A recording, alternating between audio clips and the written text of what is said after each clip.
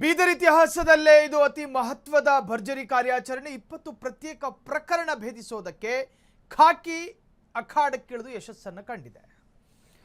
ಕಳ್ಳತನ ಪ್ರಕರಣ ಅದು 36 ಲಕ್ಷ ಮೌಲ್ಯದ ಸೊತ್ತನ್ನು ಜಪ್ತಿ ಮಾಡಲಾಗಿದೆ. ಇದು ಬೀದರ್ ಇತಿಹಾಸದಲ್ಲಿ ಪ್ರಥಮ ಬಾರಿ ಅನಿಸುತ್ತೆ.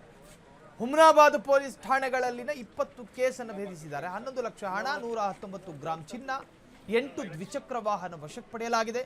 49 ಸೆಲ್ ಫೋನುಗಳನ್ನು ವಶಕ್ಕೆ ಪಡೆದಿರುವ ಪೊಲೀಸರು ಸುದ್ದಿಗೋಷ್ಠಿ ನಡೆಸಿ ಎಸ್ಪಿ ಪ್ರದೀಪ್ ಗುಂಟಿ ಮಾಹಿತಿಯನ್ನ ರವಾನಿಸಿದ್ದಾರೆ.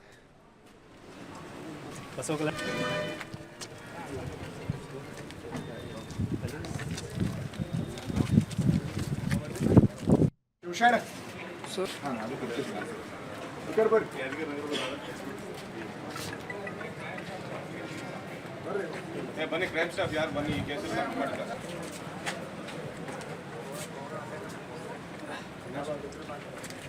ಕ್ರೈಮ್ ಸ್ಟಾಫ್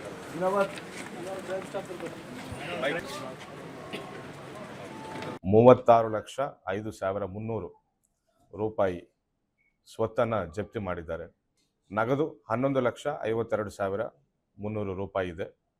ಅದೇ ರೀತಿ 119 gram gold which is costing around 12,48,000, ಒಂದು ಎಮ್ಮೆ, ಅದೇ ರೀತಿ 8 ದ್ವಿಚಕ್ರ ವಾಹನಗಳು, ಕಳುವಾಗಿದ್ದ ದ್ವಿಚಕ್ರ ವಾಹನಗಳು 8, ಹಾಗೂ ಒಂದು ಮಹೀಂದ್ರ ಗೂಡ್ಸ್ ವಾಹನ, ಒಂದು ಆಟೋ ರಿಕ್ಷಾ ಆ್ಯಂಡ್ 3 ಕ್ವಿಂಟಾ ಸೋಯಾಬೀನ್.